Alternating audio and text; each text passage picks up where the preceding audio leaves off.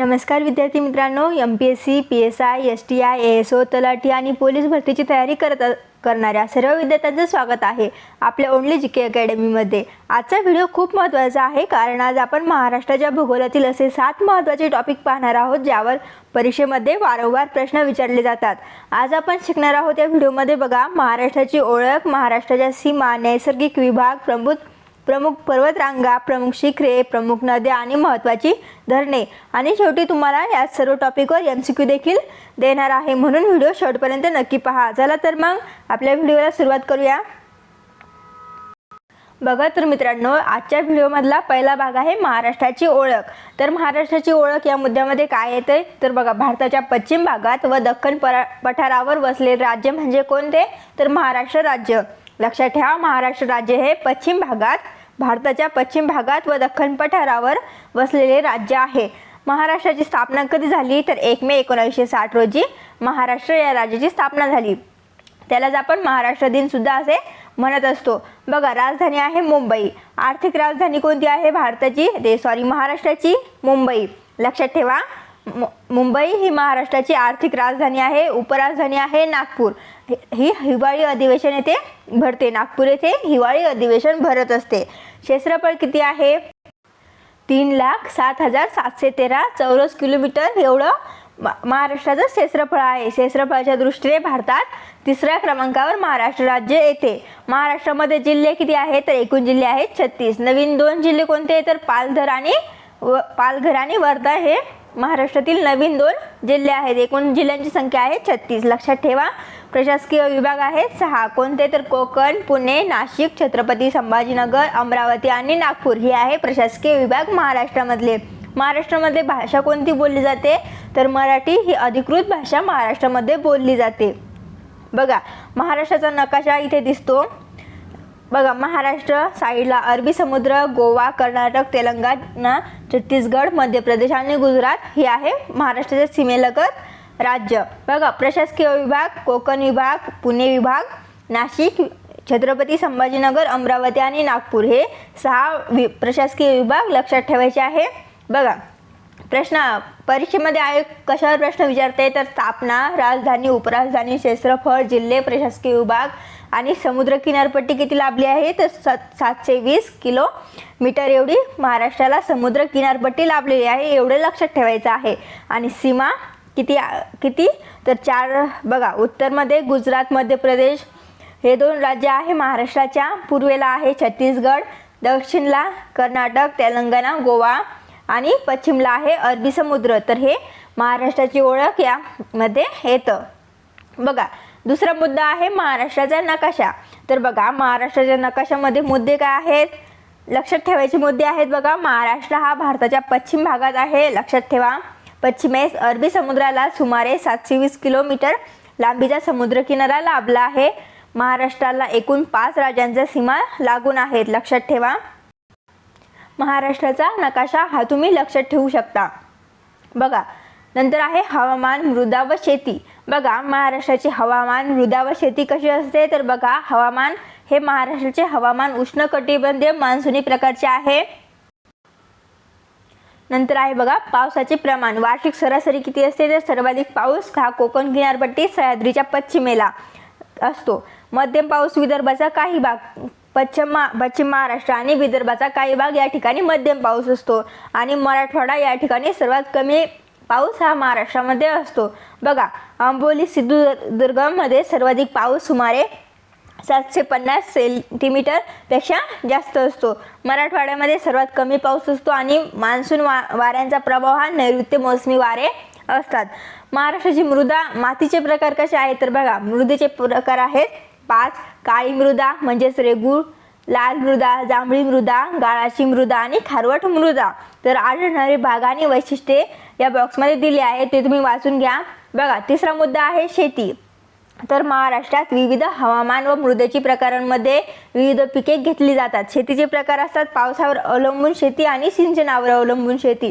प्रमुख पिके काय असतात अन्नधान्य, कडधान्ये, नगदी पिके, फळे आणि भाजीपाला ही प्रमुख पिके महाराष्ट्रामध्ये घेतली जातात। ऊसासाठी पश्चिम महाराष्ट्र, संत्र्यासाठी नागपूर, द्राक्षासाठी नाशिक आणि कापसासाठी विदर्भ हे प्रमुख मृदा ही महाराष्ट्रामध्ये या ठिकाणी असते. यानंतर बघूयात आपण प्रमुख पर्वतरांगा. महाराष्ट्रातील प्रमुख पर्वतरांगा बघा, महाराष्ट्राचा भौगोलिक रचना वैविध्यपूर्ण आहे. राज्यात मुख्यतः सह्याद्री म्हणजेच पश्चिम घाट आणि सातपुडाचे पठार व इतर काही पर्वतरांगा आढळतात. सह्याद्री पर्वतरांग ही पश्चिम घाट ही पर्वतरांग महाराष्ट्राच्या पश्चिमेला उत्तर ते दक्षिण पसरलेली आहे. सह्याद्री पर्वतरांग बघा, गुजरात जवळील तापी नदीपासून ते कन्याकुमारीपर्यंत ही सह्याद्री पर्वतरांग आहे. ही रांग उंच, सलग व कडकेपारीची आहे. महत्त्वाचे शिखर कोणते आहे तर कळसुबाई 1646 मीटर एवढी त्याची लांबी आहे. महाराष्ट्रातील सर्वोच्च शिखर म्हणून कोणते शिखर ओळखले जाते तर कळसुबाई शिखर हे महाराष्ट्रातील सर्वोच्च शिखर म्हणून ओळखले जाते. बघा, नंतर आहे सातपुडा पर्वतरांग. ही पर्वतरांग महाराष्ट्राच्या उत्तरेकडील भागात आहे. ही रांग गुजरात, मध्य प्रदेश आणि महाराष्ट्रात पसरलेली आहे, लक्षात ठेवा. नंतर आहे बघा अजिंठा पर्वतरांग. ही रांग औरंगाबाद जिल्ह्यात आहे. अजिंठा लेण्यांचा परिसर ही याच रांगेमध्ये आहे. नंतर बघा चौथी पर्वतरांग आहे बालाघाट. ही रांग अमरावती, अकोला, यवतमाळ जिल्ह्यामध्ये पसरलेली आहे. ही सातपुड्याच्या पूर्वेकडील भाग मानली जाते. कोणती तर बालाघाट पर्वतरांग. नंतर पाचवी आहे बघा हरिश्चंद्र पर्वतरांग. ही रांग अहमदनगर जिल्ह्यामध्ये आहे, म्हणजेच अहिल्यानगरमध्ये हरिश्चंद्र पर्वतरांग आहे. किन्नोळा घाट, हरिश्चंद्रगड हे याच रांगेमध्ये येतात. महाराष्ट्राचा साधारण नकाशा हा पुढे दिलेला आहे. बघा, सह्याद्री, हरिश्चंद्र, सातपुडा, बालाघाट, अजिंठा या नकाशामध्ये दिलेले आहे. महत्त्वाची शिखरे कोणती आहे तर कळसुबाई हे शिखर नाशिकमध्ये आहे. उंची किती आहे तर 1646 मीटर. नंतर आहे साल्हेर ची हे नाशिकमध्ये आहे आणि उंची बघा 1567 मीटर एवढी साल्हेर या शिखराची उंची आहे. नंतर बघा हरिश्चंद्रगड हा अहिल्यानगरमध्ये आहे आणि 1424 मीटर एवढी याची उंची आहे. अलंग हा शिखर रायगड या ठिकाणी 1470 मीटर एवढी याची उंची आहे. बघा, लक्षात काय ठेवायचं आहे तुम्हाला तर सह्याद्री ही पश्चिम घाटामध्ये, सातपुडा उत्तरेकडील पर्वतरांग आणि कळसुबाई हे महाराष्ट्रातील सर्वोच्च शिखर हे यामध्ये लक्षात ठेवायचे मुद्दे आहेत. नंतर बघा प्रमुख शिखरे. महाराष्ट्रामधील प्रमुख शिखरे कोणती आहेत तर बघा शिखरे या बॉक्समध्ये दिलेलीच आहे. कोणती आहे प्रमुख शिखरे तर कळसुबाई, साल्हेर, हरिश्चंद्रगड, अलंग, मदनगड, तोटलागड, भीमाशंकर, लोहगड, राजगड आणि सिंहगड ही आहे महाराष्ट्रातील प्रमुख शिखरांची नावे. तर याचे जिल्हे सुद्धा दिलेले आहे, उंची दिलेली आहे आणि वैशिष्ट्य हे तुम्ही वाचून घेऊ शकता.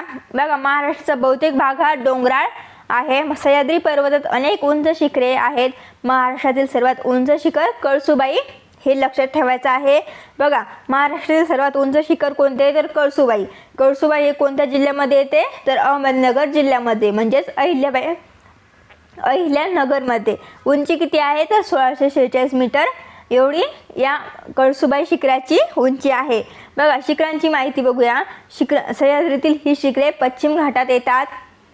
ही शिखरे ट्रेकिंगसाठी प्रसिद्ध आहेत. कशासाठी प्रसिद्ध आहेत तर ट्रेकिंगसाठी ही शिखरे अगदी प्रसिद्ध आहेत. या शिखरांवरून आजूबाजूचा निसर्ग दिसतो. अनेक शिखरांवर किल्ले व गड आहेत. ही मुद्दे लक्षात ठेवा. बघा, कळसुबाई, साल्हेर, हरिश्चंद्रगड ही शिखरे परीक्षेमध्ये नेहमी विचारली जातात. त्यामुळे याची जिल्हे, उंची आणि वैशिष्ट्य या शिखरांची लक्षात ठेवायची आहे. सर्वात उंच शिखर कोणते तर कळसुबाई 1646 मीटर याची उंची. नाशिक जिल्ह्यातील प्रमुख शिखर कोणते आहे तर साल्हेर. पुणे जिल्ह्यातील शिखर कोणते आहे तर बघा, पुणे जिल्ह्यामध्ये शिखर किती आहे तर 5. कोणते तर बघा, तोटलागड, लोहगड, राजगड, सिंहगड आणि भीमाशंकर ही आहेत पुणे जिल्ह्यातील प्रमुख शिखरे. नंतर बघा प्रमुख नद्या. महाराष्ट्रातील प्रमुख नद्या कोणत्या आहेत तर बघा समोर दिलेल्या आहेत प्रमुख नद्या महाराष्ट्रातील बहुतांश नद्या या कृष्णा व गोदावरी या 2 मोठ्या नदी प्रणालीमध्ये मोडतात. काही नद्या अरबी समुद्राला मिळतात, म्हणजेच पश्चिम वाहिनी नद्या ह्या अरबी समुद्राला मिळतात. नद्या प्रामुख्याने मान्सून पावसावर अवलंबून आहेत. महाराष्ट्रातील नद्या या मान्सून पावसावर जास्तीत जास्त अवलंबून आहेत. बघा, महाराष्ट्रातील काही प्रमुख नद्या या बॉक्समध्ये दिलेल्या आहेत. नद्यांची नावे, उगमस्थान, जिल्हे, प्रवाह कोणत्या जिल्ह्यातून होतो ते दिलेले आहे. संगम, मिळणारी नदी, समुद्र हे सुद्धा दिलेले आहे. बघा, प्रमुख नद्या कोणत्या आहेत तर गोदावरी, कृष्णा, भीमा, तापी, पैनगंगा, वर्धा, वैनगंगा, नीरा आणि उल्हास ह्या महाराष्ट्रातील प्रमुख नद्या आहेत. त्यांची उगमस्थान जिल्हे बॉक्समध्ये दिलेले आहे, ते वाचून घ्या. बघा, महाराष्ट्रातील सर्वात लांब नदी कोणती आहे, तर गोदावरी नदी ही महाराष्ट्रातील सर्वात लांब नदी आहे आणि तिचा उगमस्थान होतो नाशिकमधून. दक्षिण गंगा ही गोदावरी नदी आहे. पश्चिम वाहिनी नद्या, कोकणातील नद्या ह्या पश्चिम वाहिनी आहेत, ज्या अरबी समुद्राला जाऊन मिळतात. नंतर बघा, कृष्णा ही उपनदी आहे आणि भीमा ही सर्वात मोठी उपनदी आहे, हे लक्षात ठेवा. बघा, इथे नद्यांचा प्रवाहाचा नकाशा दिलेला आहे. गोदावरीची एकूण लांबी, कृष्णा नदीची लांबी, भीमा नदीची लांबी, तापी नदीची लांबी अशा ज्या नद्यांची लांब्या जास्त आहे त्या परीक्षेमध्ये विचारले जाऊ शकतात. त्यामुळे तुम्ही याची लांबी लक्षात ठेवायची आहे. बघा, आता आहेत महाराष्ट्रातील धरणे. महाराष्ट्रात एकूण धरणांची संख्या किती आहे, तर 2000 पेक्षा अधिक महाराष्ट्रामध्ये धरणे आहेत. कृषी, पिण्याचे पाणी, वीज निर्मिती व पूर नियंत्रणासाठी धरणे महत्त्वाचे असतात. धरणे कशासाठी महत्त्वाचे असतात, तर कृषी, पिण्याचे पाणी, वीज निर्मिती व पूर नियंत्रणासाठी धरणे महत्त्वाची असतात. मोठी धरणे प्रामुख्याने गोदावरी, कृष्णा, भीमा, तापी, वैनगंगा व पैनगंगा या नदीवर बांधलेली आहेत. नद्याची नावे तुम्ही लक्षात ठेवा. प्रमुख धरणे महाराष्ट्रातील कोणते आहे, तर जायकवाडी धरण, कोयना, उजनी, पानशेत, टेंभू, भाटघर, गंगापूर, मुक्काई म्हणजेच वालूज, हाटकाई, वडाळा ही महाराष्ट्रातील प्रमुख धरणे आहेत. कोणत्या नदीवर आहे, जिल्ह्यात कोणते आहे आणि त्याचे उपयोग काय आहेत, वैशिष्ट्य काय आहेत, हे या बॉक्समध्ये दिलेले आहे, ते वाचून घ्या. बघा, जायकवाडी ही नदी, गोदावरी नदी हे धरण गोदावरी नदी या नदीवर आहे. जिल्हा आहे औरंगाबाद आणि सर्वात मोठे मातेचे धरण म्हणून याचे वैशिष्ट्य आहे. तर बघा, धरणांचे उपयोग काय असतात, तर सिंचनासाठी पाणी उपलब्ध करणे, पिण्याच्या पाण्याचा पुरवठा करणे, जलविद्युत निर्मिती करणे, पूर नियंत्रण, मासेमारी व पर्यटन विकास हा या धरणांचा उपयोग होतो.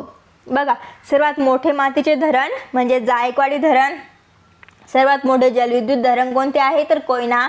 सर्वात मोठे लांबीने धरण कोणते आहे, तर तापी नदीवर असलेले वडाळा धरण. सर्वात मोठे उंचीने धरण कोणते आहे, तर कोयना धरण हे सर्वात मोठे उंचीने धरण आहेत. बघा, सर्वात मोठे मातीचे धरण हे लक्षात ठेवा आणि सर्वात मोठे जलविद्युत धरण कोणते आहे, तर कोयना. हे मुद्दे तुम्ही लक्षात ठेवायचे आहेत.